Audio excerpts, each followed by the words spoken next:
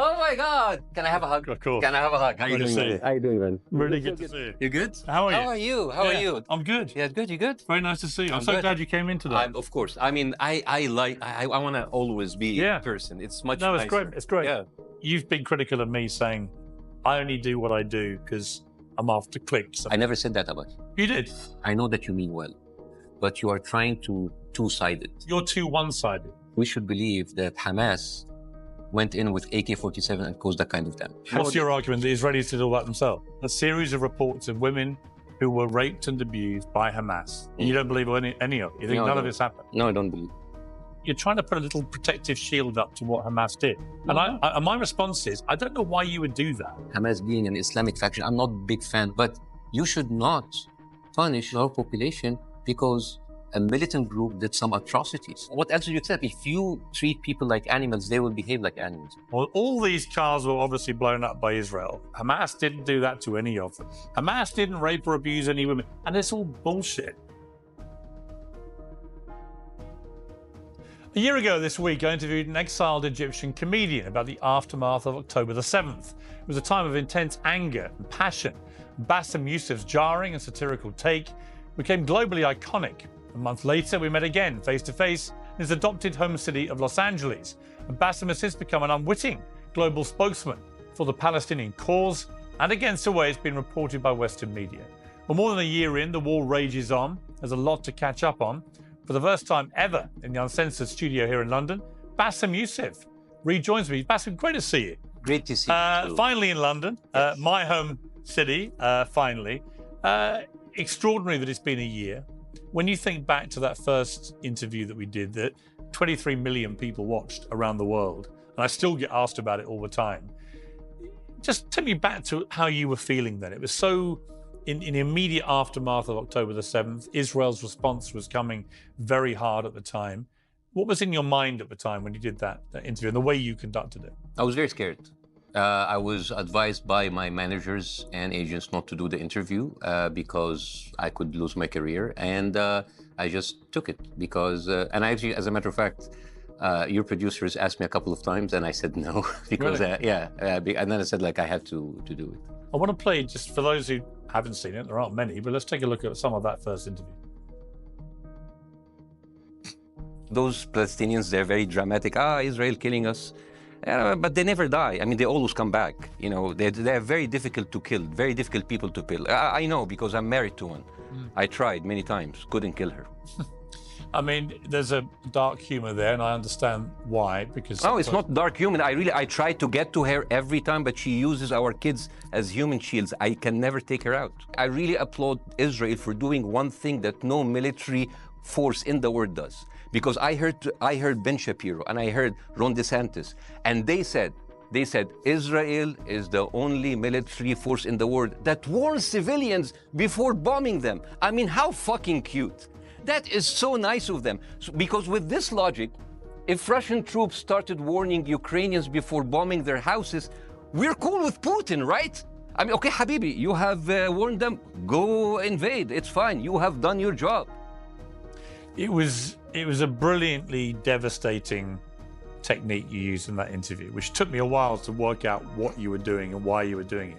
It was very powerful, resonated with many people very closely. Where do you think we are with this war now? And in fact, not just the war, obviously, in Gaza, but the wider war that's raging now in Lebanon, the threats against Iran and so on, the whole thing. I mean, Israel is defending itself, right? I mean, that's what the Western media is telling us. They would say they are. Yeah, and I want to buy into it. I'm trying to convince my Can friends. you buy into any of their logic that they believe they are defending themselves? Okay. Do you believe them that they believe that? Let's put that on the test. So if Israel is defending itself, it's defending itself against an imminent danger, like an existential threat.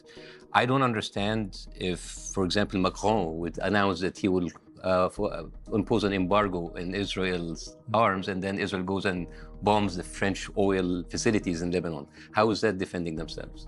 There's like a group of American doctors who were in Gaza and came back, and they reported seeing tens of children with sniper shots in their heads and necks. How is that defending themselves? Just a couple of days ago, We saw a little kid being shot by a drone. His family came to help him, and then they were all killed. How is that defending itself? I mean, I hear it, but I just don't see it. But do you believe that fundamentally Israel believes it is acting in self-defense? Israel can believe whatever they want. I'll tell you a story that actually can tell you exactly how Israel. I'm from Egypt. You understand this? You don't know this, right? Yeah. April 1970, there was an attack of an Egyptian school in the middle of Delta, 100 kilometers from where my parents were born. It's called Bahr al-Bahr. On that day, Israel bombed a school, killing 30 students. Now, what was so interesting going back in history, this was the headline of the New York Times of the day. And it says 30 pupils in Egypt said to die in raid. Said to die, the passive voice. Which raid? Who did the raid? We don't know. And then you read it. This is Moshe Dayan. He was the defense minister of Israel at the time. He said the target had been a military structure that had been photographed from air both before and after the raid. What could have happened here was irresponsibility of high orders from the Egyptians that they set aside a floor or some room for civilian purposes such as a school. Now, do you believe that? You don't, right? It's ridiculous. And the fact is that the New York Times then, same as New York Times there, covering for it. But there was one thing that caught my attention. They said no mention was made of the use of napalm in the attack. I said, why would we have such a disclaimer? It's because 3 months ago, Israel bombed a civilian metal plant, killing 70 workers with napalm. So this, when I hear Israel defend itself, when I hear the IDF, they're liars. And I'm sorry to say, but they are. Do you categorize what Hamas has been doing, particularly on October the 7th, what Hezbollah did within hours of October the 7th and carried on for the next year, what the Houthis have done, a lot of it orchestrated by, doubtless, the Iranian regime. Do you categorize that as resistance, as freedom fighting? Or are there elements of all those groups who are genuinely terrorist in their thinking? Well, someone's a terrorist is other one's. Yeah, but how you categorize it. How I categorize it? I mean, like I'm an American citizen. Of course, I don't want to come back and find the FBI raiding my house. So yes, of course, they're terrorists. But do you believe that? Well, at the advice of my lawyer, I would say well, I don't think you'd be banned from going back to America. You said they were terrorists. You know what happened to Scott Ritter? He was the former UN inspector of nuclear weapon in Iraq. He's a convicted pedophile. Yeah, but like when he was raided a few months ago, it was because he was talking against Israel. Asa Winstanley, he was a British journalist in London, and his house was raided just last week because he talked about Israel. And this is actually, Pierce, what I like about you is that you are a fierce warrior against cancel culture, right? Yeah. If you cancel people for their opinion, we're not living in a free world anymore, right? I totally agree. So, for example, you have Robert Saleh, who was the coach of the NFL Jets. He wore like a small Lebanese flag, and it was canceled. I mean, I don't know. It's interesting. I came to America, and I was so happy that I can speak about anyone I want, and then suddenly it's like, oh, you can do whatever you want. Unless if it's like... It is, I mean, it's tangible to me when I go to America, far more than it is in the UK, for example, that support for Israel is pretty rock solid in terms of their political class, in terms of much of the media, if not all of the media. It's more tangible in America than it is in most other countries. Yeah. Including here. Yeah. A lot more criticism of Israel here than there is in America. Yeah, and yet... you have Israel having a crazy control on the political apparatus, whether in America or in here. I mean, 13 out of 25 of the labor cabinet here are funded by Israeli lobbies. 126 out of 355 MPs are funded by Israel. I mean, out of those 13 members of cabinet is the prime minister himself, his counselor, his deputy, the home secretary, the foreign secretary, and the secretary of the treasury, who oversees the arms shipments to Israel. So I don't understand why. I mean, I think we should talk about that more about anything, because that is actually what gives Israel the cover for what they're doing. My take on Israel's government is that Netanyahu, to get back into power, aligned himself with some very hard right-wing people who've spoken in a very genocidal language about what they really want to do with Gaza and Palestinian people, and that he should go and they should go, and there should be new leadership in Israel, but that there should also be no place in power or government going forward for a group like Hamas after what they did on October the 7th. Would you agree with that? Well, I'm not a Palestinian, so I cannot really... What's your view? Well, what's my view? Oh, yeah, I understand the view of... Well, there's two things about it. First of all, when you say that Netanyahu and Smotrich and Ben Gvir should go, it's as if as the rest of the Israeli political scene is peaceful. As a matter of fact, more than 90% of Israelis in a poll said that they should do more in Gaza.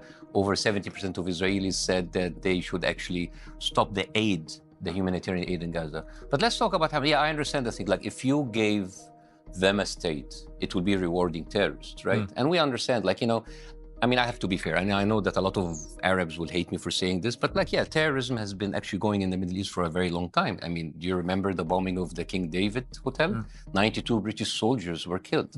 The bombing of the Cairo-Haifa train, over 200 soldiers, British soldiers killed. The assassination of Volker Bernadotte or Lord Moyen, all done by Israeli Zionist militias. They were the terrorists, and they were rewarded of having their own state. So I don't understand the double standard. As a matter of fact, one of the people who were in these terrorist attacks was Isaac Shamir, and he was on a terrorist list, English terrorist list, and he couldn't come to London until he became a prime minister. But to be fair, the Israeli government at the time, 1949, have actually declared the Stern gang as a terrorist group, and they arrested two of them. And they gave them very, very, very, very severe sentences, 8 and 5 years, and then they were released after a month. Do you see any blame on your side for any of this going back to 1948? Yeah. Genuinely, I mean, I'm not after a satirical response. I mean, genuinely, when you look back at the history of this conflict, I mean, one of the most powerful pieces I read actually about all this, one that I just thought was very interesting, was a Jewish journalist called Jonathan Friedland at The Guardian. And he wrote a column where he said he could make a very powerful argument, both for Israel and for the Palestinians, in which he could present a case that they were the more overriding victim of this whole conflict. I'm aware of Jonathan Freeland. What's your view of him? Well, everybody knows he's a liberal Zionist. He's one of the most outspoken people in defending Israel. But he wasn't. My point was, he said that he could construct a case for Palestinians to have a genuine right to feel aggrieved. You know what else? Can you do the same the other way? You know what else he said? He said, Israel has a very difficult choice of if they continue doing it in Gaza or not doing it in Gaza. All we can do is just acknowledge it and see it. And this is very privileged because he can do it because he's on the stronger side. And this is the thing. It's like, oh, we can acknowledge it, we see it, it's so bad, we're killing civilians. But what we can do? And then we raise our hands at the end. And it's like, it's too bad, it's inevitable. War is so bad, it's bad. But to your point, yeah, I think the Palestinians had done a grave mistake for not accepting the settlement that they were given by the UN partition. I mean, they were given 47% of their land. And I mean, let's go back. The Balfour Declaration was 1917. At the time, there was 60,000 Jewish people living in a 700,000 population, which makes them 8%. That number jumped from 8% to 30% after the Second World War and the Holocaust. Now, imagine yourself being a Palestinian, you're having all of these refugees coming to you, and then they're forming gangs and stealing your land and killing you. And then the UN said, like, I know what we can do. I'm going to give the people who just arrived 30 years ago 53 of the land, and I'm going to give the people who are already there, who form 70%, 47%. But there are also, so I would say to you, there are also hundreds of thousands of Jewish people who were displaced from their homes in Arab countries. So was that wrong? Well, I advise that you read Avi Shleim, who is a Jewish Iraqi, and he also, I think he's also British. That's not the timeline. The timeline was... It is true, though. Yeah, but that's not the timeline. The timeline is important. The timeline was the Zionist gangs, they were killed, they raped, they stole land, and then they basically evicted the people out of their land. And overnight, 750,000 Palestinians was displaced overnight. Over the few years, of course, now Israel is now the enemy, and there was a lot of rise of nationalism and yes, in some countries that happened. But like, But was that wrong? Is my point. of course, but like, it is not the whole thing. What I'm trying to do, and I'm not trying to trap you or Yeah, trick you. no. I'm just trying to get you to concede that in a period since 1948, there have been things on both sides. I'm not trying to equivocate either. I'm just trying to get you to. I understand completely everything you've said and are going to say about Israel, and you're very implacable about that, and you have every right to be so. I get that. But can you find criticism of your own side in this argument, going back to 48, proper criticism, where if things have been done differently, perhaps we wouldn't be where we are? Okay, so if you are British and you had 1 million Ukrainians arriving to your home, and then over 30 years, that number increased to 30% of the population, and then the UN gave you less than half of your country, wouldn't you fight? Wouldn't you resist? But now it's our That wasn't fault. my question. What was your question? Whether you can find anything to criticize since 1948. Give me something to criticize. No, I mean, there's a lot to criticize. You know the history better than anybody. There is a lot to criticize. Of course, there's a lot of mistakes. I mean, the Middle East has been plagued by a lot of the military dictatorship, of course. I mean, but having mistakes we should not be penalized by having our land taken away from us just because the other side is stronger. Right? Because what are you telling your kids? If you're strong and you have enough arms and weapons, you can take whatever land you want. That's not why the UN was formed. That's not why the Security Council was formed. When you heard that Sinwar, the Hamas leader, had been killed, what were your feelings about that? Well, when I heard he was killed, of course, like, I mean, this is something that was actually, I said like, oh, wow, that's actually, he survived all of that. But I think it was a huge mistake by the Israelis to release the footage, because now he's an icon, right? Is he? Well, I mean, again, I mean, looked like someone's terrorist is someone else's hero, right? Right. All he did was lob a piece of wood at them. That was it. Yeah, I mean, he was also like, he was lost an arm and he was there, and it took them 3 tanks to bring down the house. I mean, hey, you can respect your enemy. But when you saw the footage, for example, of Sinwar in one of the tunnels he'd helped create, spending the billions that have been given to Hamas. Billions?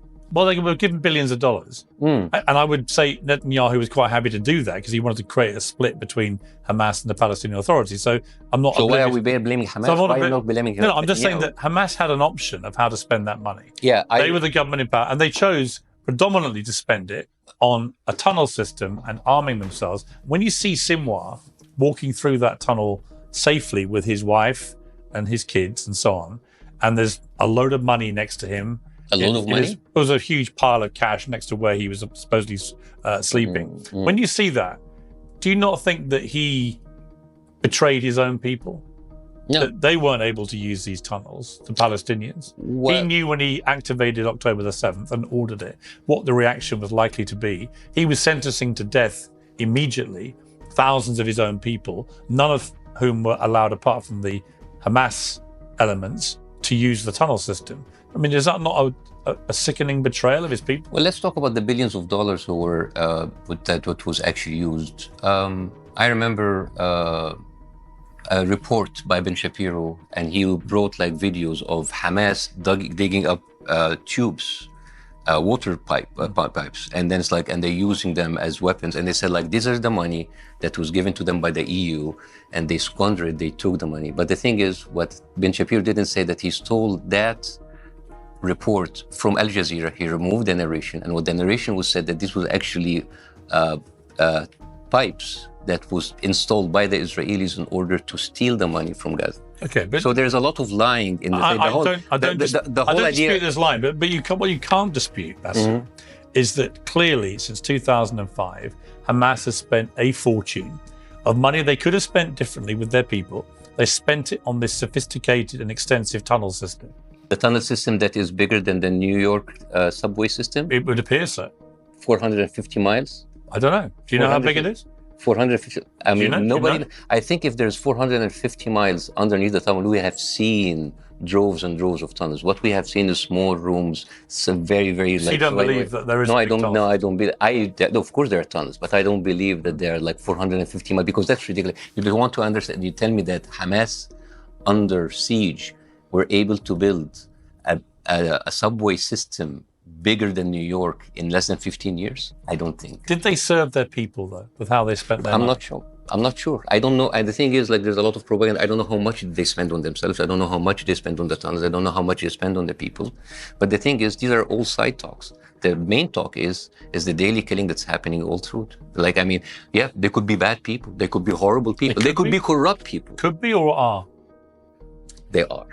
Okay? They are horrible. They are vampires. They're zombies. But do you believe that? Or are you just saying that for performative reasons? No, I'm saying that because, you know, again, I don't want to go and find the FBI at my door.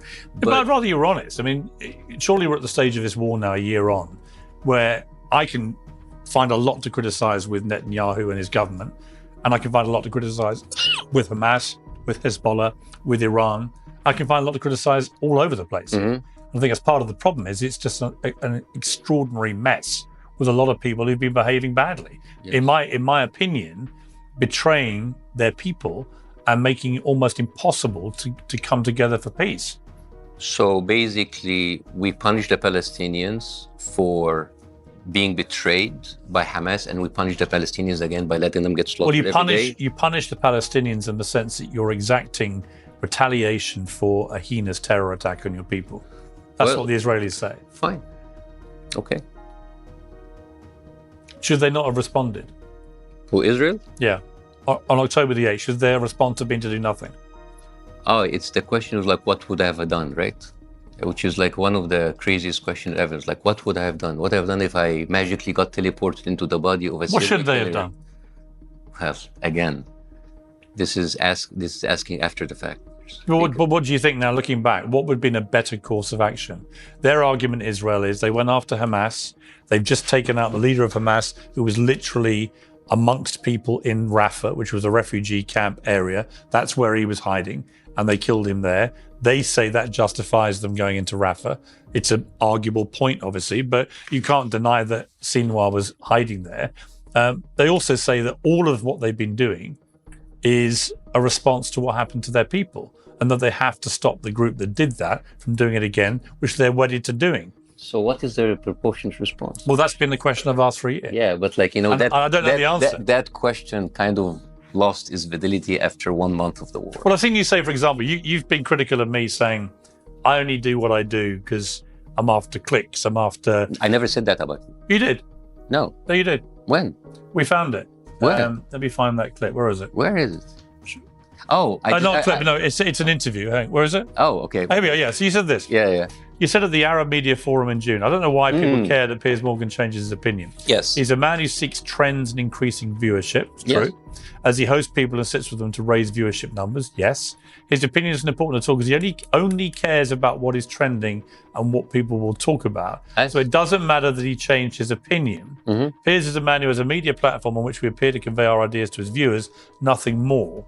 And there's nothing wrong with that. By the way, that's your job, actually, to get clicks and views. Because the question I was asked is, what do you think of But the Piers? implication of does he change your mind? And I said, like, I don't care about him changing I understand his mind, that. because that's your job. But the implication of what you were saying was that that's all I care about.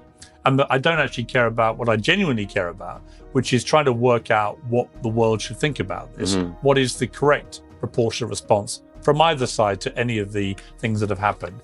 And I think it is morally complex. You find it morally more straightforward. I find it complicated. And I've wrestled with how I should think about this. I've gone on a bit of a journey. Now, it doesn't mean that, for example, I would find common ground with you about the way the Palestinian people have been treated for many decades. I do think it's been a form of occupation. Form of? Yeah. Not an occupation. Not a full-blown occupation. As I said to Israelis when they come on, I don't know how you can argue that it's an occupation.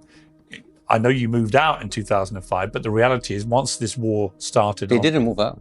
Well, once they formally moved out. You basically went out of the room and you locked the room and you basically controlled the perimeter of the room. I was about to say, after October the 8th, when they began to turn off the water supply, the food supply, the power and so on, it was quite clear they still wield power. But that was going on since 2006. No, I understand. That never stopped. So I'm agreeing with it. You know what Dove wise... I'm agreeing with it. Okay. What I'm saying is, clearly that is a form of occupation. Otherwise, it wouldn't have the power to do it. It's an occupation, not a form. Yeah. I mean, look... It's like saying it's a form of terrorism. Okay, I take that point. Yeah. Let's call it an occupation. And it has to end. And in my view, I've always hoped and believed there should be a two-state solution. Do you believe that is even remotely achievable now? I don't know, because the thing is, you created a mess. You completely destroyed all kinds of... We say me. What do you mean No, me? not you. No, not you. Right. I mean, I'm like you as... Don't look at me when you say that. I'm not creating any mess. Like you created the mess as like you as the stronger part in the conflict. The thing is, it is very... it's very disappointing to see. I know that you mean well, but you are trying to two-sided. I found this is mistake. No, but one. But there are two sides. No, yes, but one side of you're too one-sided, and understand why. Okay. You know, your wife has family in Gaza. I get it, right? Mm-hmm. You're going to be one-sided. That's why I've asked you at the start of the interview. When you look back over since 1948, do you find anything to criticize on your side? And your inability to articulate any response to that makes me think you are too one-sided. Do you accept that? If I met Mike Tyson in the streets and I kicked him and he responded by kicking me in the face, killing me, yes, I did, but like he has a lethal weapon, his hands. Yeah. Israel is 1,000 times stronger, and they have the whole of the support, all of the money. But here's my analogy for you with the Mike Tyson thing. Mm-hmm. If you had taken thousands of people and you'd gone to Mike Tyson's house and you committed atrocities on his extended family and friends, raping them and killing them and setting people alive. Well, I know you don't believe there was any sexual abuse. No, I don't believe. Well, there was sexual abuse. We can talk about that. Well, we will come to that, but I think it's inarguable. It's been investigated by the United Nations to establish. Have you read the report? Well, I've had journalists who I respect more than any in the world. Have you read the report? There is indisputable evidence of sexual abuse. Okay, let's talk about that when it comes. We will. Well, and we'll agree to differ, I'm sure. But my point is, I believe it has been established. But putting aside that, you don't dispute people were killed. You don't dispute people were set on fire. You don't dispute any of the stuff that happened on October the 7th that we saw through Hamas's own cameras, right? Yeah, you don't dispute what we saw with our own eyes. I know what I've seen, and of course, and as a matter of fact, I've seen many of them. Yes, it's terrible. Okay, but so my point is, if you did all that to Mike Tyson's family, and then he, but I'm not gonna be. Well, hang on. It's a one-to-one man. It's not 1,000. But if you did all that, and then he punched you in the face and killed you, would you feel that was justified? No, but the thing is, no, sir, you're trying to. You're trying to. Well, I'm throwing your analogy back at you. You're trying. No, that's not the wrong. I said like me and Mike Tyson, man to man, and he's much stronger than me. I'm not gonna show up with like 1,000 proof. So if you want to do the analogy, you need to modify the analogy again. And the thing is, I think it's like we always ask what Israel should do, but we never ask what should the Palestinians do. Because, I mean, I know that there's like really great examples. I mean, there are some peaceful examples. There's a beautiful boy called Mido. He's 19 years old. He's an exchange student in Texas. And he was moved from one safe zone to the other, and he ended up into a safe zone, and he was farming. He had a beautiful, beautiful garden, and he was farming, and he was blogging about it. His mom died because of lack of medicine, but he continued to farm. And you know what happened to him? He was killed in an airstrike. You asked me about the Nelson Mandela, and there's a someone called Ahmed Abu Trema. He was inspired by the civil rights movements and the anti-apartheid movement in South Africa, and he toured the churches and the schools and the colleges in the United States, and he came back, and Israel hit him in an airstrike, killing 5 of his family, including his son, and he was injured. If Palestinians march, they get killed. If they throw a stone at a tank, they get killed. If they sit at home quietly, someone will come in and take their home away, and they kill them. If someone just like picking up olives, that they will kill him. So what would that decide? And I don't know, like... But it sounds to me like what you're doing, you're constructing... That like I'm justifying October 7th, right? No, I'm going to put words in your mouth, but it sounds to me like you're saying, what else did you expect? Yeah, what else did you expect? If you treat people like animals, they will behave like animals, Piers. So you accept they behave like animals? Yeah, some of them did, yes. Some of them did, yes. Like, yeah, I mean, there were 3,000 of them. Yeah. Well, entering at 13 different points. So 13,000, 3,000? 3,000 Hamas, a 13 entry So point for that, you Israel. killed 50,000 people. Well, they killed 1,200 people. They kidnapped over... No. I said like Israelis, for that, they killed 50,000 Well, hang on. people. I'm about to give you the numbers as we now believe them. So 1,200 people were killed, of which 400 were believed to be military. Then you had nearly 7,000 more people who were wounded, many of them irrevocably badly. You had over 250 people kidnapped, including a baby who's never been returned, Holocaust survivors, grandparents, and so on. And my question is really, I'm not sure what you would have expected Israel to do, but more pertinently, what should they have done? Well, I don't know, Pierce, because But you've got to have some idea. You can't just say what you did is wrong. Yeah. You've got to have a thing of, given what happened to them, given that huge blow to their country and to their people, given that Hamas said we're going to keep doing this to you, what should Israel have done? So let's nuke Gaza, right? I mean, that's like They haven't nuked Gaza. They could have done. They have dropped They bombs. could have done. Yeah, My argument to those who say it's genocide is, if they'd wanted to, Israel has the ability to blow up the whole of Gaza now. They haven't done that. So if you really are genocidal, why wouldn't you do that? If people are still around, it's not a genocide. If monkeys are still alive, how there's no... Well, you have 2 million people residing in Gaza, Yeah. of which over 42,000 have been killed. Yes. Yeah, okay. So what's Is that genocide after a year? So what's the threshold? Well, that's not. My point is that if you're waging genocide, Israel has the capability to kill all 2 million people very quickly. How about too much killing? Is that good? I think there has been too much killing. Yeah. How about extreme But I don't think it's a termination of life? I don't think it's a genocide. I mean, if you don't like the G word, we can. Yeah, but I don't think it's a genocide, is it? We're wasting our time in definitions. What is? Well, we're not, because it's important. Because what is genocidal is what Hamas has said they want to do to Israel. What did they say? They want to eradicate Israel. Is according to their charter? Yes. Which charter? Well, their original charter said that. And then what happened in 2017? Well, I'd rather go forward to what happened. No. But what happened? No, hang on. Like because you're. I know they rewrote the charter. Yeah, but why don't you say that? Because it's overtaken by what happened on October the 7th. So it doesn't count? Because Bassem, because I mean, you're telling people as it's the status quo. No, I'm not saying that. I'm saying their original charter stated eradication of Israel, and the Hamas spokesman said after October the 7th. We want to keep doing this again and again and again. He said it on camera.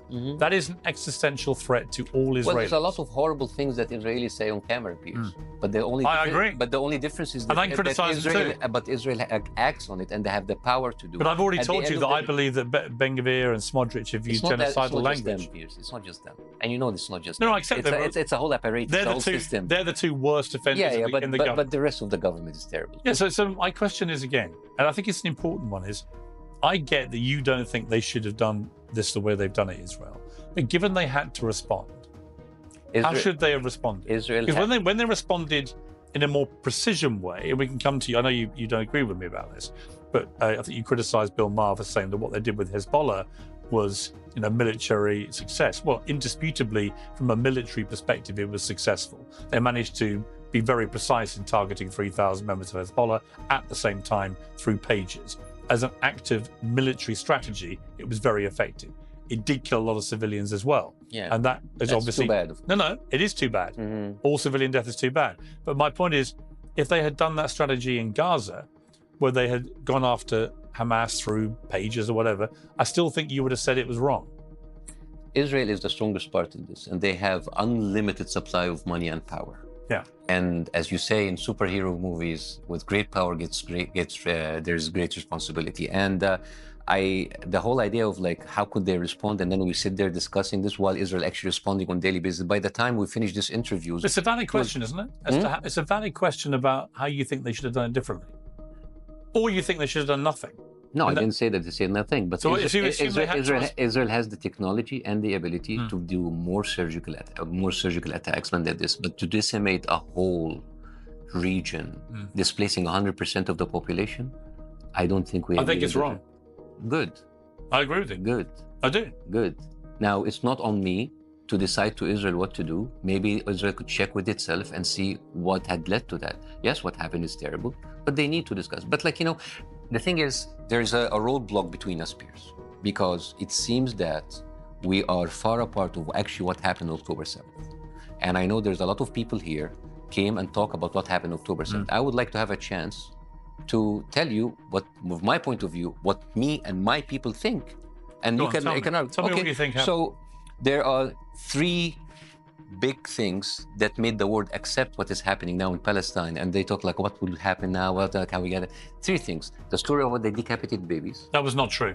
Good. So why didn't the Western media refute it? Why didn't they? Well, it was refuted very quickly. Really? Yes. But very quickly. How many times the Western media has used that media? Until today, Mike Johnson, the Speaker of the House, is still repeating it. Until now, Benjamin Netanyahu. It's not true. I know, but it was. But it has been discounted by the media. No, not really. It has. Not really. And it didn't. And in the discounting and refuting, and I think when you have an apology or a retraction, it has to be. Yeah, but I was accused of saying it. I never said it. You said. No, I didn't say it. You said you said it came to me as a revelation that I read about 40 40 murder babies. Some of them are decapitated. Yeah, maybe in that. Yeah. You said which that. were early reports with John Collins. Yeah. Right. Which were early reports. I understand. Which turned out not to be true. I know, but like but you understand the shock, the initial shock that made the public turn a blind eye of what's happening. Because like, I mean, if I was like a European, it's like, oh my God. But I would throw back at you, Bassem, this. I don't know if you've seen all the GoPro camera footage from Hamas that they broadcast to the world, but I have seen a lot of it. Me too. And I have them. I've seen them. So I think splitting hairs, which is what I would call it, over the nature of the depravity, given the way that they openly boasted and gleefully conducted so much depravity. I just think it's a bit pointless. It's like, what's the point? So let's talk what you're about trying to say is, yes, they were barbaric. Yes, they were disgusting. They may not have done this precise thing, so therefore I give them a pass. But no, but that matters. I know what, because if I came here on your show and I told you 5 million children were slaughtered in Gaza, what would you tell me, Piers? Just like, no, there are only 17,000 people. Facts matter. Because fact matter. Yeah. Because here's the difference between... But I told you I agree with you. But here's the thing. The difference between killing children and decapitating babies, the image of decapitating a baby, that makes his But kidnapping a baby is okay. Never. But they kidnapped a baby. You see, you got coming down to it. You're coming back to like. No, I'm saying, what's the difference? No, the difference is you kidnap a baby and take it away from its family. And but you decapitate 40 babies. That's terrible, right? I mean, the thing is, both of them are terrible. You're trying to, if you don't mind me saying, what you're trying to do is say, well, they weren't quite as medievally barbaric as that, but they did do this, and that's not as bad. And I'm saying to you, actually, it is as bad. Yeah, one person kidnapping a baby, one person killed, one person kidnapped. And they did behead people. Where? On October the 7th. When? Multiple reports of beheadings. Babies? I didn't say babies. I said they did behead people. Why would they? Is beheading an adult worse or better than a baby? Like, how many decapitated babies, Palestinians, have you seen already on television? Yeah, way too many. Yes. Disgusting. Yes. Again. But I can say both are disgusting. Can you? Yes. You do? Of course. So you accept people were beheaded? But again, media. Do you accept people were beheaded on October the 7th? I haven't seen anyone beheaded. So no evidence of any... I've never seen it. What do you think happened then to all these people? Oh, they were shot point blank. There were some of them... None were beheaded. You don't believe those reports? I don't believe them, yeah. Come on. But like even in one or two, it's terrible, of course. But like, okay, you go in... I mean, I don't understand. Like, my point is, Piers, is that on October 7th, there's a lot of very, very sensational report that made people turn a blind eye of what's going in Gaza. One of them is the beheaded babies, right? But that was discounted so quickly. No. It was, I remember. Well, so why is Mike Johnson still doing it and saying it like... I've not seen him do that, but if he is, he's wrong. Yeah, but many of them still. That is actually the narrative. That's the narrative. That's how we I've not seen anyone in official... So one thing, this is the decapitated. But the second thing, the Hannibal Directive. Low-key sat here in my chair, and you talked to him and you said... you read a piece of heart saying that investigation if the IDF ordered Hannibal Directive to be used, adding that they didn't know how many soldiers were killed. But it was used. And then 2 minutes later, he said, like, there's a lot of documentation. And he said, like, I just read it to you. It's never happened. No, it happened, Piers. Now, in the same report that you quoted... I did later in the interview tell him that I knew that there had been reports in Haaretz that had happened. Yes, and there is another... But just to be clear, that's not been admitted by the Israeli government. Yeah, well, I'm not saying it didn't happen. Well, they're liars. Yeah, but I'm not saying it didn't happen. I'm just saying I did say to Low-key that there is reporting in Haaretz, which is one of the big Israeli media publications, that it had happened and that order had been given. It has been unequivocally denied by Israel. Yeah, that's my point. I know, okay. Right. But my point about what Hamas did is almost all of it is indisputable because they gleefully broadcast it to the world. These things are not up for debate. They went house to house. I never deny that, and I'm not defending it. So trying to equivocate with no, I'm not equivocating. The scale of the barbarity. No, the scale is important. The scale is important because if you came into first of all, the original number was 1,400. It was down now to 1,200, and then it down to 1,129. That is the final official number. One baby was killed, Mila Cohen, 10 months old, and one kidnapped. One kidnapped. Right. All right, and 12 kids were killed between the age of 1 to 9, and 36 were killed between 9. But you don't believe that any women were sexually abused? Right? Okay, let's talk about that. Yeah. But before that, like, I mean, I just want to mention something about because that's important. This is the pictures. You know this picture, right?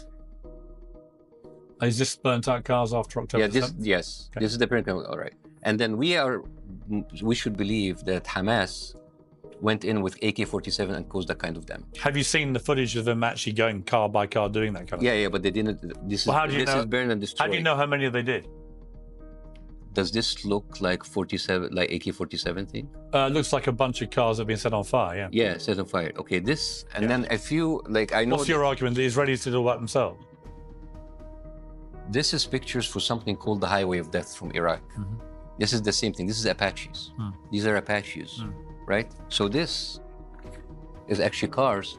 Right, but have you Fire seen by the the footage Apaches. of Hamas going car to car Yeah, killing them with machine and guns. setting fire to the cars? Yeah, but that is not the Actually, actual. that is exactly how they Yeah, that is like a car of an Apache. These are the Apaches. Well, This it's is- also the look of a car that's been set on fire. Yeah, but that doesn't cause But that you're kind just, of you're generation. just surmising, you're guessing. No, I'm not guessing. Why are you trying to excuse what Hamas did? One of them is well, I'm not excusing. Right. I'm talking about facts. Well, these aren't facts. This is just No. you saying, Well, look at these pictures, look at those, they look And quite similar. at least. Have you seen many burned out cars in your life? Because I have. Really, and I have two. In the revolution, I had many. Yeah, but that's. And they didn't look like that? But this is Apaches. Or it's burnt out cars? So many big cars with them. That's. Yeah, there were a lot. They went car to car to car. Yeah. They were literally stopping cars and killing people and burning them. Interesting. Yes. Yeah, well, why wouldn't you believe it? They wanted us to believe that. They wanted to show Okay. the world that. Well, at least there is a shred of doubt. It that seems, people- well, there's not really. What you're trying to do, Bassem, and I understand it, but what you're trying to do is you're trying to put a little protective shield up to what Hamas did. And and my response is, I don't know why you would do that, because Hamas didn't want any protective shield to what they were doing. They were gleeful about it. They showed the world in live streaming exactly what they were doing. They were proud of their depravity. You don't need to defend it I'm not defending it or at all. downgrade it or diminish no, it I'm talking or about reduce facts. it. I'm talking. Well, let's about talk the about facts. your claim that you don't think any women were sexually abused. Yes. Well, the Times of London, which is a right-leaning newspaper, talked about the UN report, and they said Pramila Patten, who confirmed Israeli authorities were unable to provide much of the evidence that political leaders had insisted existed in all the Hamas video footage Patton's team had watched and all the photographs they had seen. There were no depiction of rape. We hired a leading Israeli dark web researcher to look for evidence of those images, including footage deleted from public sources. None could be found. And Patton said the first letter that I received from the government of Israel talked about hundreds of thousands of cases of brutal sexual violence perpetrated against men, women, and children. I have not found anything of that. That is the UN report. Well, the same UN Special Representative, Pramila Patten, reported in March 24 that there was, quotes, clear and convincing information that Israeli hostages in Gaza experienced sexual violence, including rape, sexualized torture, and cruel, inhumane, and degrading treatment. That there are reasonable grounds to believe such abuse is ongoing. And there was also, her quotes, reasonable grounds to believe that conflict-related sexual violence occurred during the 7th of October attacks in multiple locations across Gaza periphery, including rape and gang rape in at least 3 locations. But the same commission person. said has refused testimonies Bassem, obtained by journalists and the Israeli police. Bassem, I mean, I'm reading the same Bassem, report. It's the same woman. And I'm reading the same woman. March 2024. So my point is, you're reading selectively from that report. And you're reading selectively too? I'm reading a point which actually crystal clear that there was sexual abuse and violence both on October the 7th and indeed to hostages, which may be ongoing. No, I've read the whole report. And then what you say... Well, why haven't you read that? I've read that. And I said But also... if you read that, you would include that. But if you read that, To be you'll fair. include that too. Yeah. Yeah, so the thing, you see what you're saying here? That Well, no, you're just not reading that out. Piers, the thing is I like... have great respect for you, Bassem. yeah, and If also... you're going to use a woman's quotes to prove your point, you've got to use the rest of the quotes where she actually proves the opposite. Yeah, but in the same report, they said that all of this was not provided by the Israeli or any forensic evidence that proved that. It's mostly witnesses that was provided Clear by and the different... convincing information. Reasonable grounds So to what believe. are... But there was no... It was written and there's I've nothing... also read people like Christina Lamb, one of the best war correspondents in the world, who writes for the Sunday Times, who has done some stunning journalism with victims of this abuse, female victims of the sexual abuse and rape. I mean, are you saying she's just made that up? Is she lying? She's an award-winning journalist. Why would she? Well, also Gettleman, who's an Jeffrey Gettleman, who's award-winning journalist of the New York Times, who wrote the Screams Without Voices, or Screams Without Words. His article was completely panned by 60 journalists who said that article was a shame. But are you saying that Christina Lamb just made her reporting up? I don't know who's Christina Lamb. You've never heard of her? No. Literally one of the top war correspondents in the world, renowned for her utter impartiality. Yeah, but the thing is... From a series of reports of women who were raped and abused by Hamas. Yeah. And continue to be so, the hostages. And you don't believe any of it? You think none of it's happened? No, I don't believe. You see, I find that disheartening that you wouldn't believe that.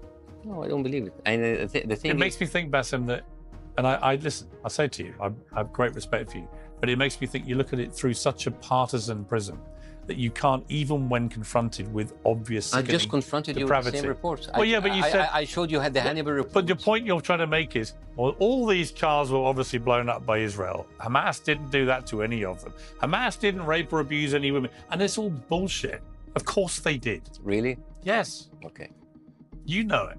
No. In your heart, you know I don't think so. You don't want to concede an inch. No. And understand why, because you think that actually the bigger picture is that Israel's behaved like this for so long towards the Palestinians with their occupation, apartheid. But we never know. As a matter of fact, we have the Israelis raping Palestinians on camera. But you think it diminishes your argument if you give an inch to any of this stuff? My point to you, it would actually, I think it would strengthen you, not diminish you, if you were able to concede these things had happened, rather than try and defend it or try and excuse it or pretend it didn't happen. This particular point, Piers, has been debated by so many people on both sides. The woman you quoted, I've literally just read to you what and I've she just said. written some You for didn't read out what she's actually and you didn't said read about out mine. So that means that this is a very conflicting report at best. All right? And the thing is, many of those witnesses like Rhys Cohen and Sherry Mendes, they have changed their testimonies many times, and they made their way all the way to Tapper, you know, on his show, and he has been laundering the whole idea about the mass rape day after day. And nobody, even the New York Times, they were going to make a podcast, The Daily, about that article, and they withdrew it because there's not enough evidence. Okay, let's say I'm wrong. Let's say that all of that is wrong. Isn't that at least a shred of doubt that we should investigate this further? Because in that report, Pamela Patton said that we send 5 requests to the Israeli authorities and 1 request to the Palestinian authorities, and none of our requests in the Palestinian. But as I read to you, she then goes on to say there's clear and convincing information of hostages, Israeli hostages, having sexual violence, including rape, sexualized torture. And also the Commission was also unable to verify reports of sexualized torture and genital mutilation. Additionally, the Commission found some specific allegations to be false, inaccurate, or contradictory with other evidence or statements and discounted these from its assessment. But what is the central point of your argument is that Hamas is not quite as bad as we thought on October 7th? No, I don't care about Hamas. I care about the Palestinian people killed every day. How can you not care about Hamas? The thing, you know what? Hamas is terrible. He's there a horrible rapist. Should Hamas... You know what? Hamas did everything. All right, Hamas did all of that. Let me ask you. Hamas did all of that. Should Hamas, should Hamas retain any power coming out of this in Gaza? I don't know if any of them would be left. But should they retain power in principle? I don't. It's up to the Palestinian people to What do you think? I don't know Hamas. By the way, I told you before, I'm not a big fan of Hamas. As a matter of fact, Hamas being an Islamic faction, I'm not a big fan of. What about Hezbollah? Same. I'm not a big fan of them either. But you should not punish a whole group of people, our population, because a militant group that is embedded within the population did some atrocities. Israel has the absolute ability to locate and kill people through their satellite, and they have that. There is no excuse for blowing up empty universities or mosques or churches or destroying 90% of the infrastructure of a place, no matter what they did, because the people who did it, they're horrible, they are zombies, they're crazy, they're terrorists. You should not punish a whole people. That's collective punishment. So let me ask you, I don't disagree with some of what you just said. Okay. I do think it's been a collective punishment. I think it's wrong. I think it's gone way too far. I think that Gaza has just been systematically destroyed. And I have no idea what the plan is for after this, because the Israelis don't seem to have a plan. And it worries me enormously now, the rhetoric about going after the Iranian regime and where that will lead because of the way that global politics is working in relation to Iran. But these are, big picture issues. We may get time for that. Let me ask you specifically about the Jerusalem Post, who've accused you repeatedly of anti-Semitism. What do you say to that? I mean, well, everybody's an anti-Semite in the eyes of Israel. Do you think you are or not? What is anti-Semitism? Somebody who has a hatred of Jewish people because of their Jewish ethnicity. Good. Where did I show that kind I'm of just support asking to Jewish people. how do you feel about Jewish people? I mean, should I go do the white man thing? Like, most of my friends are Jewish. No. How do you feel about Jewish people? Like any other people. Like any other people. What are you talking about? Well, when you've been accused of So I've been accused of being a CIA yeah, I'm not saying operative. you're guilty. I'm just saying you've No, been no, I've accused been of accused of so many things. You've been accused of so many things, Of course. too, right? And it's annoying. Like, and then the thing is, If anti-Semitism. you're not that person. Anti-Semitism has turned into, if you criticize Israel, you're anti-Semitic. I agree. Yeah. So it's been used as a protective shield against criticism. It's a way to shut down conversation. But there are also lots of genuine anti-Semites Yes, who do hate Jewish people of course. and want to kill them. And there is a lot of people who hate Muslims, and there's a lot of people who hate gays, and there's a lot of people who hate white people. Right. Yeah. What do we do about where we are with this situation now? What's the solution? Solution? Yeah, genuinely. I mean, I'm not a political analyst, but again, and I'm sorry being one-sided, but there is one side who has all the power, all the money, all of the weapons. They have been controlling the political spectrum. This is how many people in the Congress. So how do we get to a solution? Do you believe in the idea of don't know. well, do you believe in a two-state solution, for example? I don't know. I mean, it's not up to me. Could it work? Could you have a Palestinian state The way it's side done? by side with How would Israeli state? how would it work when Israel is taking all of the West Bank and making cutting Well, that's why it I'm to asking you, smaller Gaza? how could it work? Again, I told you a quote from a book by Obama, and I'm telling it again. The problem with the Palestinian-Israeli conflict is that one side of them is very powerful and the other side is very weak. Why would Israel concede? But if Israel has the power, as you say, and I'm not denying they have a lot of power, if they have the power, how should that best be wielded to try and find peace out of all this? I mean, I remember Northern Ireland, right? People said it was intractable. Loyalists and Republicans wanting to kill each other all the time, living side by side in utter enmity. And they did eventually get there. They had fresh leadership and they got there. The terrorists became politicians. They worked it out. They got peace. There is now peace in Northern Ireland when many people for decades didn't think there would be. Did you see any parallels there? Because the stronger side, which is Britain at the time, they kind of like they were reasonable. They didn't go and assassinate the leaders of the IRA, right? They tried. They tried, but they didn't. Yeah, they tried. They did kill a lot of IRA members, yeah. Yeah. There's people, there's negotiators that you don't... What they didn't do was go and target and attack civilian areas with bombing to kill IRA terrorists. That's good. Well, they didn't do... So why didn't England do that? Why did they were like IRA terrorists? Why did they go in and just like destroy Belfast?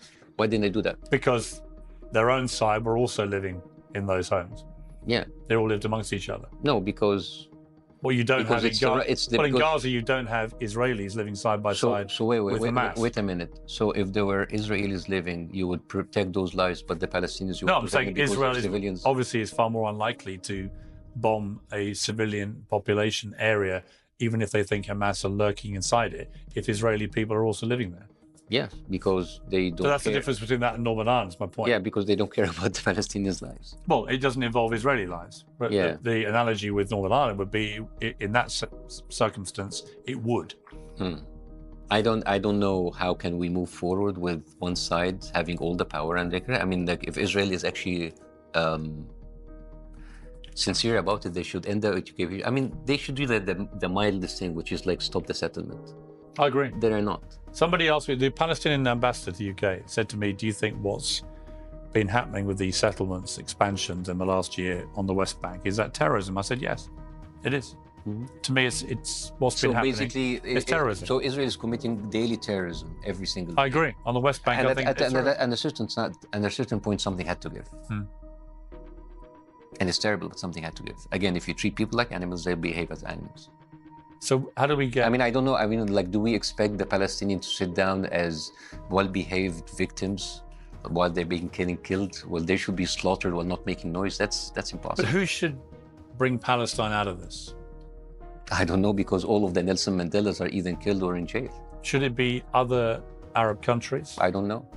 Some people talk about a coalition of UAE and Saudi. I don't have a solution. I don't have a solution, Peter. Really? Have you not thought about it? I'm not having to, because the solution is very difficult and complicated when Israel is doing what it's doing and having all of the support of the Western media and the Western government. What should America be doing? Get off the phone and said stop. As easy as it is. But they don't. It's terrible. Why haven't they done that, do you think? When did they ever do it? Well, it's been President Biden and Oh yeah, they Couple would hours. have like a slap on their hand every time and then, and they stop and they pause the arms, and then they will continue doing it again. No, no. I mean, they're doing it again, and the thing is, like, they're using the same exact same exact thing. You know, it's like, do you remember the one that I showed you? This one. Similar. This was like the kill between the Palestinians. Yeah. Remember that? I remember that. Now they go into Lebanon and they're doing the same thing. Look at that. These are the Lebanese. But they're killed, also and then destroying Hezbollah. Yeah, but at what cost? And the thing is, like, if Well, you look, if you look at that, remember when I gave you like what is the exchange rate? Yeah. It seems that the best investment that you can do is Israeli souls, because they never depreciate. Israeli souls, invest in Israeli souls. Given the It's an Hezbollah's oxymoron, right? But given, I don't know if they have. but given that Hezbollah's response on October the 8th was to start unleashing rockets at Israel, which they carried on doing all year, at what point did they not expect... They didn't unleash rockets at Israel. Mahdi Hassan already told you that. They made it in Shabah farm, which No, he was splitting hairs. What? He was splitting hairs. No. Well, okay, but it's land that Israel's claimed to disown since 1967. Yeah. Okay, so they say it's theirs. You know, say but it's you know not. what's the difference? But they knew what they were You know doing. what's the difference between Hezbollah and Israel? Although I'm not a big Go fan on. of Hezbollah. Hezbollah always targets military bases. That's not true. They've killed civilians. Yeah, how many? Not as many as Israel, but they've killed civilians. They killed 42. So, but the idea that, yeah, but so the idea they're only How many targeting, is- how they're many- only targeting And military. Israel is not killed true. 1,000 for 42. That's like a 1 to 20. But they've also targeted thousands of Hezbollah very precisely with these pages. And then they killed 1,000 people. Right. Yeah, so it's not really targeted. And when you go and vaporize a whole square or a whole block, killing 200 people. I mean, the thing is, we talk about terrorism, right? We talk about terrorism, right? But we never... Is killing terrorists, even if you kill civilians in the process, is that in itself an act of terrorism to you? Oh, so what's the proportionality, You right? tell me. I know, I don't know, but it's not 1 to 1,000. But if you keep saying you don't know, it's a convenient get out. You're a very smart. You're a very smart will you guy. do the same thing? Well, I ask you, what should the Palestinians do? Like, I don't know. Yeah, but your answer to whenever I say, what should Israel do? You don't have one for any of them. Stop what they're doing. That's actually what they know. But I do know. They well, should hang on. summon. Yeah, but Like, I'm not sure you do, because you don't like Hamas, you don't like Hezbollah, you don't like terrorism. You know they've been waging terrorism against Israel. I don't know what you expect Israel to do. what do I expect Israel to do? What do I expect the people that actually have received the occupation and the killing of Israel every day? I mean, like, you're killing them. I mean, should they just like stay silent? So they're all, I mean, they're all resistance, all freedom fighters? yeah, for their people, yes. In your mind, are they? If I was living in Palestine, if I was living in Lebanon, I would actually cheer on those people, because basically they're the bigger bully with bigger guns that are killing me. So yeah. I mean, a lot of people who live there don't agree, but No. I don't know. A lot of people I know in the Lebanon do not agree with Yes, that at I all. understand, but a They lot think Hezbollah has been a very insidious influence on their of country. course, but like even those people who hate Hezbollah, they don't like what Israel is doing to them. But what is it? About 30% of people in Lebanon support Hezbollah. 70% don't. I don't have these numbers. The 2/3 of the country don't support them. Yes. They don't represent the people.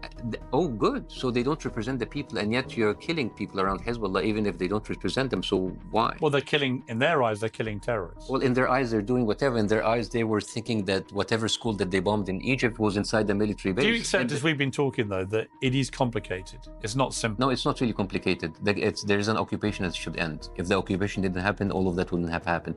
This problem was pushed. You believe it, if the occupation, as you put it, Yes. and I don't dispute the terminology, but if you believe if they just ended that tomorrow, any form of control over Palestine, there would be no more attacks or ideology of wanting to attack Israel after that. See, I think it's very naive. There would be. These groups are wedded to the elimination of Israel. Houthis, Hezbollah, Hamas, the Iranian regime, they want Israel done, gone. And There's a lot of countries in the world that surrendering any kind of control over Gaza, for example, is not going to stop that. So how do you keep doing it, right? Well, no, but how do you move to a place where you no longer do it, and you don't expose your country, as they put it, as to much chronic as I don't insecurity? like all of these groups that you have mentioned, but those people have actually where it's a kind of it's a cause and effect, right? Because again, and Mahdi Hassan told you, there was no Hezbollah in 1978, there was no Hezbollah in 1982, and there was no Hamas in 1948, and there was no Hamas in 1970s. But the ideology existed. Really? Yeah, the groups weren't set up, but the ideology existed. Where was the ideology in 1978? Well, you can't, Where were Hezbollah? you don't think anyone in those places hated Israel in 1978? Israel doesn't need an excuse to go in and occupy and kill people. They're already talking to you about they say they do. But the thing is, Pierce, you already have people in Israel talking openly about a greater Israel, about like a huge expansion of Israel. Tomorrow, they will find a Hamas in the West Bank. They will find a Hezbollah in Jordan. They will find a Houthi in Syria. What do you think they really want to achieve, Israel? Expansion. But to what end? To what? I don't know. You should ask them because they. I do ask them, and they deny it. They have been. Of course. Well, how many times did they deny things, and how many times did they deny killing UN workers? How many times did they deny? And the thing is, Pierce, you can talk whatever you want about the Houthis and the Hezbollah and whatever, but you have liars. You have people who are patent. We have liars on both sides. Yes, but one of them has the power, and one of them is taking my tax dollars and your tax dollars to. Iran has power. You would agree? Yeah. And Iran is funding and training Hezbollah, Hamas, and the Houthis. So they are exercising and wielding their own power in a proxy manner. So is there much difference between Israel wielding its power as a state against Iran wielding its mighty power through proxies? Okay. I remember when you went on Trigonometry, you talked about Benjamin Netanyahu being a great visualist, right? A great visualist. What do you mean? Like illustrator. He was like, he saw you. What was the word that you used? I don't know. Like when he stopped. Oh, he took me to the map behind the desk, right? Yeah. Put his hand up. And he put like his hands around the country, and he thought that against it. Which was it was a powerful optic. It's not really. It's very deceiving. Why? Because most of the countries that he was measuring the hands, like Egypt and Saudi Arabia, are actually with either peace treaties, so they're almost normalized. So basically, most of the huge, bad, big countries, they are not a threat to Israel. But shouldn't that be where the Middle East should go? Shouldn't all the countries have normalized relations? May I just finish my point? Thing is, when you put it like that, you're basically giving the idea of like, oh, look at these small victim countries that they have no power. Now, so the first thing, most of these huge countries have peace treaties with them. The second thing, size is not everything, because with the same concept, England is very small compared to India and Pakistan. India is very small compared to all of their colonies. It's not really about the size, it's about the firepower. It doesn't matter if David is half the size of Goliath, if Goliath is armed with a sword and David is armed with a machine gun. Israel, you can talk about the proxies and the Houthis, but the real power, they are supported by not just America, but England and Germany and France. But do you not think that after the normalization of relations with, for example, UAE and Israel and so on, that it was clear that Saudi wanted to go down that same path, almost certainly still do, that Iran saw that as a massive threat to them and their power in the region, and that is why they helped orchestrate October the 7th to derail that process. I really don't know how this would happen. This is like a very inside information that I think political analysts. Many people have reported it. So, okay. It makes perfect sense, right? Maybe. And if that's true, what's your view of how that should play out? I mean, the thing is, even wouldn't it be better if they all had normalized relations with Israel? I think all those Arab countries. Yes, I would love to have peace in the Middle East, but peace comes from justice. And the thing is, if you get peace just because you subjugate the people, that's not peace. Should Arab countries take charge then out of this, of Gaza, of the Palestinian people, and shouldn't they lead the way? One of the arguments the Israelis say is, well, the Arab countries are nowhere anywhere to be seen when this stuff blows up. It's always left to us to handle it. If Arab countries went in and took charge of Arab people in... What do you mean take charge? What do you want them to do exactly? Well, help form sustainable, peaceful governments. And would Israel allow them? Well, if they had normalized relations with Israel, say it's UAE leading it, right? Or Saudi. And they said, look, we want to have normalized relations with Israel. So we're going to make sure there's no more of this stuff going on in Gaza. Okay, leave it to us. And it was driven by Arab countries and Arab politicians. And they worked out a way to rebuild Gaza and to give the Palestinian people a genuine future, which didn't involve reliance on terror groups. And because of their relations with Israel, Israel could trust them to do that. Is that not, in the end, the only way this can happen? That's a very wishful thinking, because Israel will not allow anybody to interfere. Israel has... Maybe not. Yeah, Israel... But they are normalizing relations with a number of Arab countries. They're normalizing with Saudi, UAE, Egypt. It doesn't matter. The matter is the occupation. Again, I'm going to go back to the same thing. I sound like a broken record. Just to be clear, that would also involve the end of any Israeli occupation of any kind. Yeah, okay, if you end the occupation, if the Palestinians accept the deal. Yes. Because the thing is that there's a lot of, I'm sorry to say, and I'm not meaning you, of course.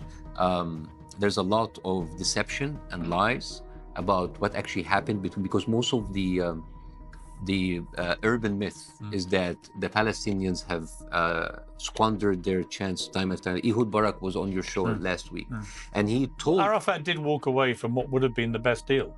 that is not. It is true. That's not. Bill Clinton talked me through the whole thing. Okay, I don't think he's a liar about he stuff is a like liar. Do you know why? that. Really? Yeah, he is. Why would he lie? Okay, I'll tell you why. Because in 1998, during the negotiations, Netanyahu took him aside and he told him that we destroyed the tapes. And when he said destroyed the tapes, he's talking about Monica Lewinsky tapes.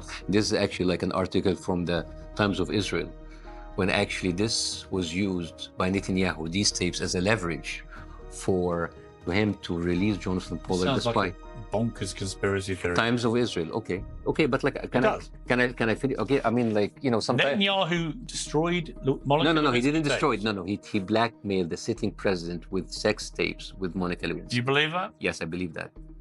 I don't believe that. I'll tell you what happened.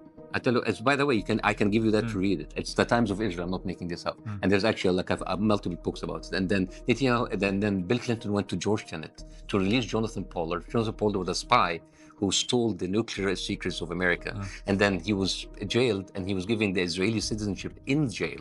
And then he went to Georgetown, Bill Clinton, and said, like, release Jonathan Pollard. And said, like, I will resign if that happens. So I don't know, if I'm a president and I have sex tape against me by the prime minister by the Israelis, I would lie, because what happened. Who do you think would be the best? I just want to finish something about Taba, because what happened in Taba, there is a very interesting video on YouTube between Joe Scorobo and Micah Brzezinski, and they were hosting Mr. Yevgeny Brzezinski, who's Micah's father.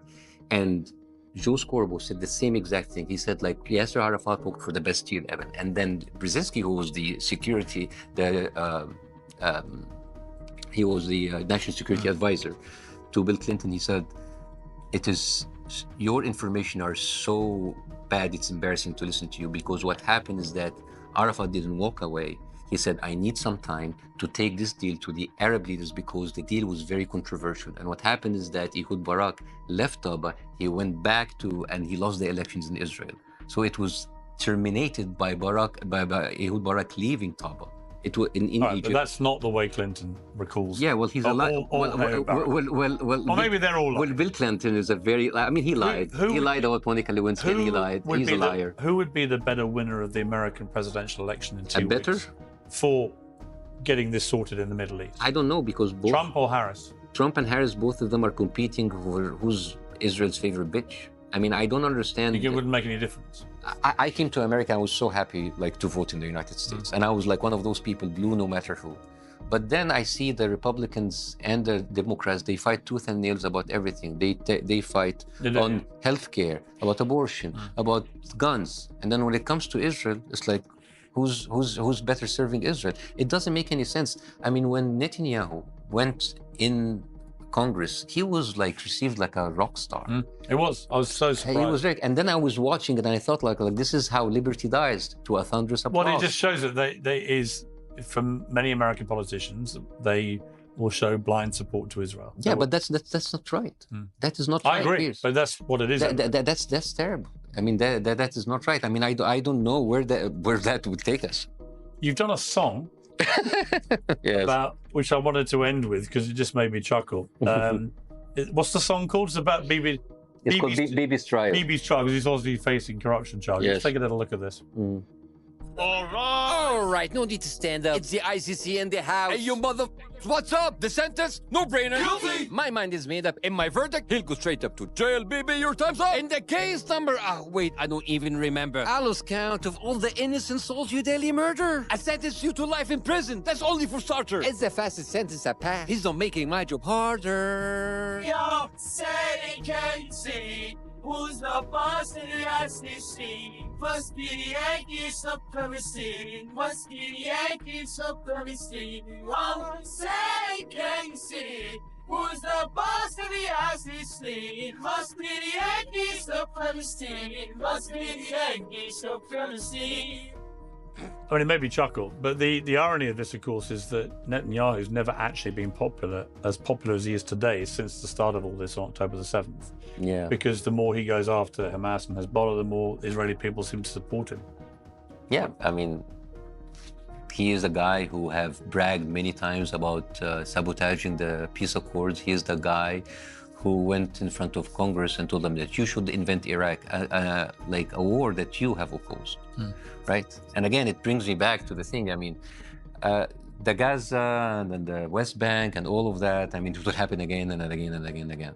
I came here for the promise that I can choose people who can really represent me, but I am basically seeing people who don't really care about their American citizens. I've seen more tweets from American senators and congressmen standing with Israel more than I saw them standing with the victims of the hurricane in South Carolina. Even like their senators would go there and support Israel.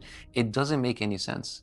It doesn't make any sense, Piers, and it's wrong. And it's wrong. And the fact that you have a British journalist living in London, and then he gets raided by the counterterrorism police because he talked about Israel. That is very alarming, Piers. That is more dangerous than anything. Well, I believe, as you know, in free speech and it being protected. You should bring Asa on your show. Yeah. I'm not trying, because this is a fellow journalist who have been talking about the Israeli crimes. And by the way, he can talk more better than like me about the Hannibal directive. You should invite him on your show. I want to end with this, because you've just signed up to do Arabs Got Talent in Riyadh in Saudi Arabia. Yes. And I, of course, was a talent show. I know. On Britain and America's Got Talent. Yes. So finally we've reached a place of commonality. Yes.